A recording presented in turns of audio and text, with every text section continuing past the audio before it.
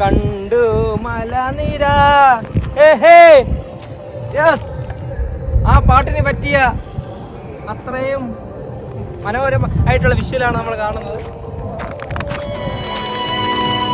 മാണിക്കച്ചിറകുള്ള മാറത്തു കോരിയുള്ള വായാടി പക്ഷിക്കൂട്ടം വന്നുപോയി.